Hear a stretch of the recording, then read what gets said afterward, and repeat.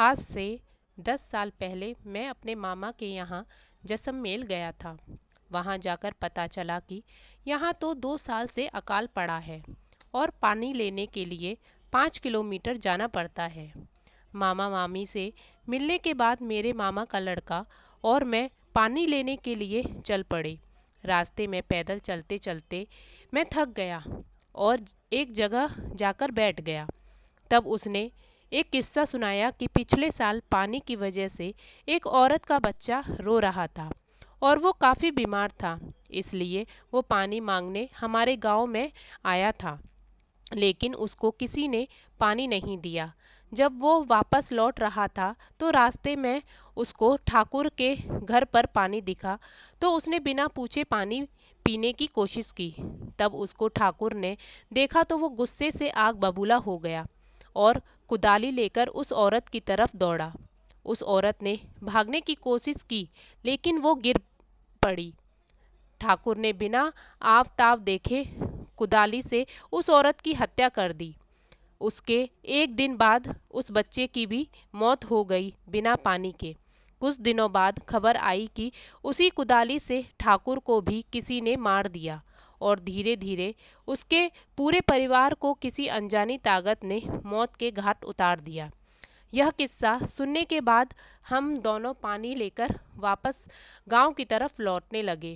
हल्का हल्का अंधेरा हो चुका था। अचानक हमारे सामने एक बच्चा आया और पानी मांगने लगा, लेकिन इतनी दूर से पानी लाने के कारण हमने उसे मना कर दिया। घर पहुंचकर मैंने खाना खाया, ऊपर पेड़ के नीचे पलंग पर सो गया।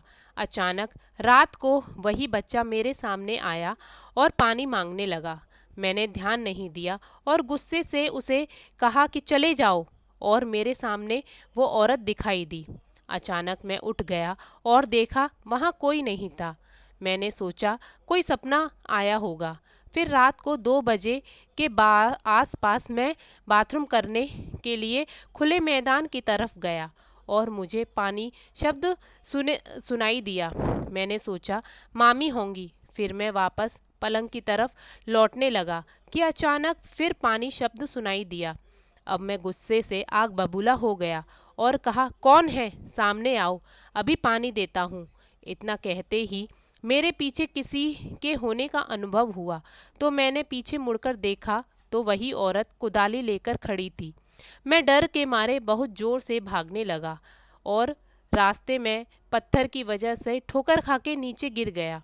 उसके बाद जो हुआ वो चमत्कार से कम नहीं था। उस रात हल्के बादल थे और अचानक कुछ पानी की बूंदें उस औरत पर पड़ी और वो औरत गायब हो गई। मैं अपनी जान बचाने के लिए प्रभु को धन्यवाद देने लगा। अगले दिन ही सुबह जल्दी 5 बजे मैंने अपने घर मकराना जाने की ठान ली। मैं अपने मामा मामी को बिना बताए निकल पड़ा। स्टेशन पर पहुंचा और बैठे हुए मैंने देखा कि एक बच्चा रो रहा था। मैं घबरा गया, लेकिन वो औरत पास आई और पानी मांगने लगी। मेरे को पानी चाहिए था, लेकिन मैंने अपनी बोतल से उस औरत और बच्चे को पानी पिला दिया। उसके बाद रेल आ गई और मैं अपने घर पहुंच गया। इसके बाद से मैं हमेशा पानी अपने पास रखकर ही सोता हूँ। तो फ्रेंड्स, आज की कहानी आपको कैसी लगी मुझे कमेंट करके बताइएगा, और प्लीज़ प्लीज़ प्लीज़ मेरे चैनल को सब्सक्राइब करिएगा और मोटिवेट करिएगा। Thank you so much.